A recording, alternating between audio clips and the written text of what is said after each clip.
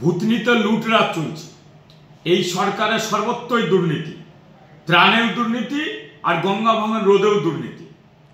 আজকে ভুতনিতে কন্টিনিউ গঙ্গা ভাঙন অব্যাহত আছে, চলছে, অথচ এই সরকার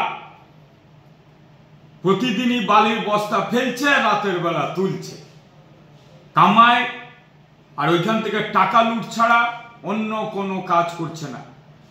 ভুতনিতে 3টা অঞ্চল, উত্তর চণ্ডীপুর, দক্ষিণ চণ্ডীপুর এবং হিরানন্দপুর, প্রায় 2 লক্ষ লোকের বসবাস। তাদের দুর্দশার কথা এই সরকার একবারও ভাবল না। ত্রাণও লুট করছে আর ভুতনিতে গঙ্গা ভাঙনের নামে বালির বস্তা ফেলে টাকা লুট করছে, শুধু লুট চলছে। আজকে কেশরপুর কলোনিতে সেখানে একটা মন্দির ছিল, বাজরংবালির বট গাছ ছিল, বহুত দূরে ছিল, ভাঙন হতে হতে আজকেও সেটা তলিয়ে গেল। একদম এই সরকারের উদাসীনতা আর ভাঙন রোধ করতে ব্যর্থ, টাকা কামাই করতে ভালো, কারণ এরা টাকা চিনে, মানুষের দুর্দশার কথা দেখলো না একবার। এইখানে ভুতনির লোকের কি হচ্ছে যে তারা ভুতনির কিছু বেশ কতিপয় তলামূল দুর্নীতিবাজ নেতারা, এখানকার যারা দায়িত্বপ্রাপ্ত এমএলএ থেকে বিধায়ক, এমএলএ থেকে শুরু করে যারা এমপি, পঞ্চায়েত সমিতি প্রধান থেকে শুরু করে উপর লেভেল অবধি দুর্নীতিতে জড়িয়ে আছে, ভুতনিকে ইনকামের করিডোর বানিয়েছে। এদের গঙ্গা ভাঙনের যারা পর্যস্ত ভুতনিবাসী, তাদের না ত্রাণের ব্যবস্থা করছে, উপযুক্ত বাসস্থান, তাদের বাড়ি ঘরের ব্যবস্থা করছে। কদিন আগে একটা কমপ্লেন হয়েছিল, লেয়নি, মুখ্যমন্ত্রী ডেকেছিল পাট্টা নিতে, এমন জায়গায় পাট্টা দিয়েছে ভুতনিবাসীর যে উপযুক্ত স্থানে পাট্টা দেওয়া হয়নি, বাড়ি করা যাবে না।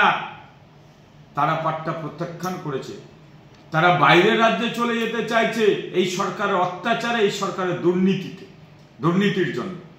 আজকে ভুতনিতে আজকে দুর্দশায় মানুষ ভুগছে, 2বার 3বার করে জল ঢুকছে। গতবার জল ঢুকেছে 1,35,00,000-এর বাঁধ চলে গেল, বালির বস্তার বাঁধ, 4 কোটি 4.5 কোটির বাঁধ চলে গেল, তার আগে 6 কোটির বাঁধ করেছিল। ভুতনিতে শুধু টাকা লুট লুট লুটরাজ চলছে, আর কিছুই নেই। গেলে সেখানে পুলিশ দিয়ে হেনস্থা করা হচ্ছে, কিছু বলা হলে বলা চলবে না, তাদেরকে কামাই করতে দিতে হবে। ভুতনিকে ইনকামের করিডোর বানানো হয়েছে।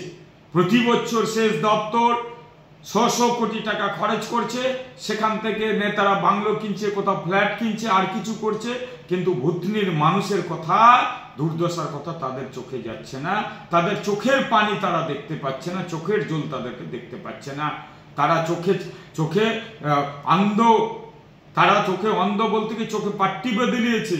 তারা ভুতনির দুর্দশার কথা চোখ বন্ধ করে রাখছে, দেখতে পাচ্ছে না, দেখেও দেখছে না।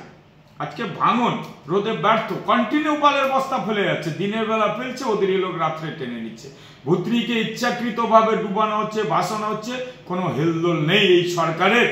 এবং একটা কথা পরিষ্কার এইখানে, যে তারা ভুতনিটাকে শেষ করে ছাড়বে, ভুতনির মানুষকে শেষ করে ছাড়বে, কিছু থাকবে না। এই সরকার যদি 26 অব্দি থাকে, 26-এর পরেও এই সরকার থাকে, ভুতনি যেভাবে কাটছে, ভুতনির লোকের যেভাবে বন্যায় দুর্দশাগ্রস্ত হচ্ছে, ভুতনিতে মানুষ তারা থাকবে না, অন্য জায়গায় পালাবে। আর ভুতনির যে দ্বীপ সেটা নিশ্চিহ্ন হয়ে যাবে এদের উদাসীনতার জন্য, এদের কাজ করবার জন্য পরিকল্পনাবিহীন সেচ দপ্তর কাজ করছে, যেটাতে ভাঙন রোধ করতে পারছে না, কোনো প্ল্যান করে করছে না। প্ল্যান একটাই করছে, কি করে টাকা লুট করা যাবে, কি করে সেখান থেকে লুটরাজ চালানো যাবে, সেই প্ল্যানটা ওরা প্রতিদিন করছে।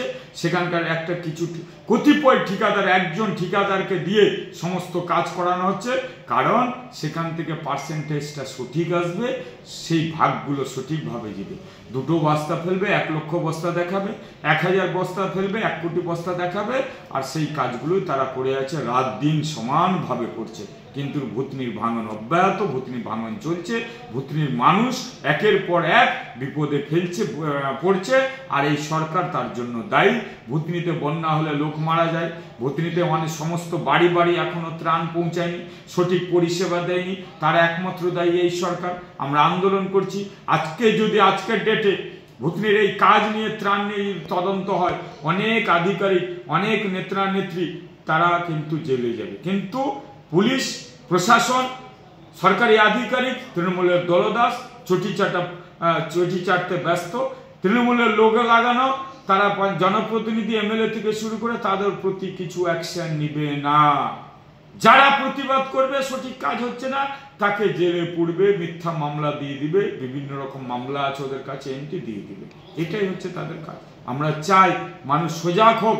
কথা দিচ্ছি একটা ভারতীয় জনতা পার্টির কার্যকর্তা হিসাবে, এবং কথা দিচ্ছি একটা ভুতনির ছেলে হিসাবে, এই সরকারকেও চালিয়ে ফেলুন।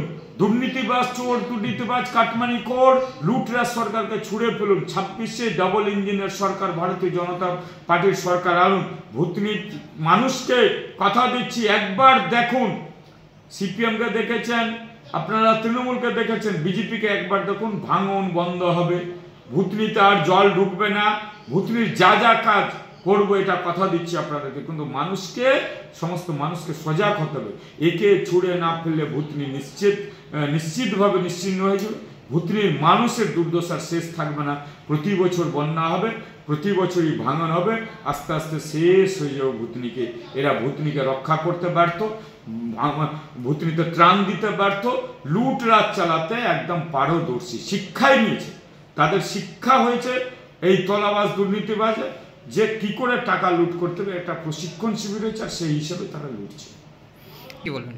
দেখুন, ওরা পরিষ্কার জানে তাদেরকে যেভাবে বিপদে ফেলেছে ভুতনিবাসীকে। আমিও একজন ভুতনির ছেলে হিসাবে বলছি, ভুতনিকে ইচ্ছাকৃতভাবে, ভুতনির মানুষকে যে দুর্দশা আজকে পড়ে আছে, এই জন্য একমাত্র এই সরকার দায়ী, এই প্রশাসন দায়ী। কারণ ভুতনির লোককে বিপদে ফেলার কারণই হচ্ছে তারা কামাই করার জন্য ভুতনির লোককে বিপদে ফেলেছে।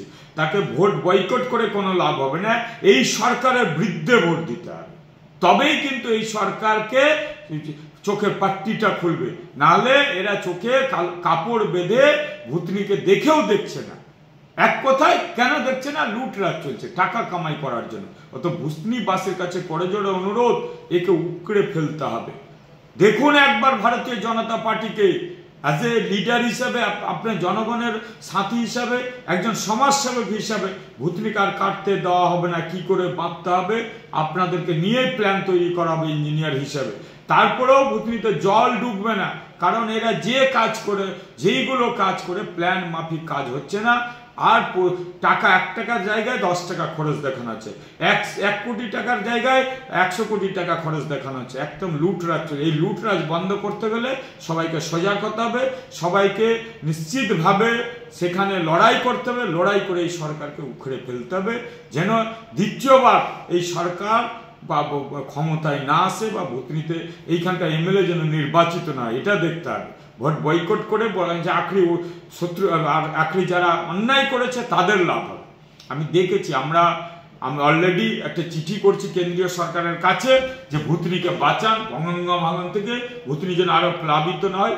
এমার্জেন্সি আমরা দলীয়গতভাবে আমাদের যে সর্বভারতীয় প্রেসিডেন্ট আছে জেপি নাড্ডা, রাজ্য সভাপতি শ্রমিক ভট্টাচার্য, এলওপি আমাদের শুভেন্দু অধিকারী মহাশয়, এবং জেলা প্রেসিডেন্ট আমাদের অজয় গাঙ্গুলি মহাশয়কে চিঠি করবো। রিসেন্ট রেডি হচ্ছে আমি, ভুতনিবাসীর জন্য যেন গঙ্গা ভাঙন রোধ করা হয়, ভুতনিতে জল না ঢুকে, আর ভুতনিকে একটা ভালো চোখে দেখা হয়, ভালো কাজ হয়, যেন ভুতনিতে সবাই ছুটে আসে।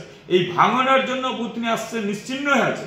আর যেইগুলো লোক আজকে গঙ্গা ভাঙনে পড়েছে, যেগুলো লোককে পুনর্বাসন দেওয়া হয়নি, ঘর দেওয়া হয়নি, সেইগুলোকে ঘর পুনর্বাসনের সুব্যবস্থা করার জন্য চিঠি করছি, যেন তারা পায়, তাদের করা হয়। ভুতনিতে আবার যেন জল না ঢুকে, ভুতনি যেন প্লাবিত না হয় 3টা অঞ্চল, সেই দিকেও লক্ষ্য করে চিঠি দেওয়া আছে।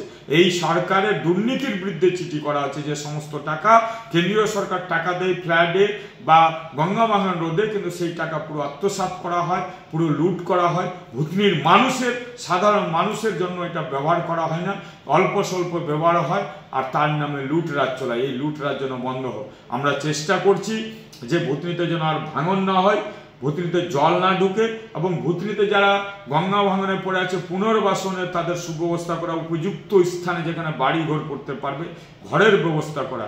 আমরা কেন্দ্রীয় সরকারকে এবং কেন্দ্রীয় যে আমাদের দলীয়গতভাবে সর্বভারতীয় সভাপতি আছে তার কাছে চিঠি পাঠাবো, কপিগুলো করব, রেডি হচ্ছে। এটা চেষ্টা করছি ভুতনিবাসী যেন আরও যেন বন্যায় বা আরও যেন ভাঙনে না পড়ুক। কিন্তু তাদেরকেও সজাগ হতে হবে যে এই দুর্নীতিবাজ তোলামূল এবং কাটমানি খোর আমার টাকা লুটোতরাদেরকে সরাতে গিয়ে একজোট বাঁধতে হবে। ভূতনিকে সবাই মিলে আমরা আসি, সংকল্প নিই, রক্ষা করি ভূতনিকে, এবং ভূতনিতে ভাঙন থেকে বাঁচাই, এবং বন্যা থেকে ভূতনিকে বাঁচাবার জন্য সবকে প্রতিজ্ঞা নিতে হবে, জোট বাঁধতে হবে।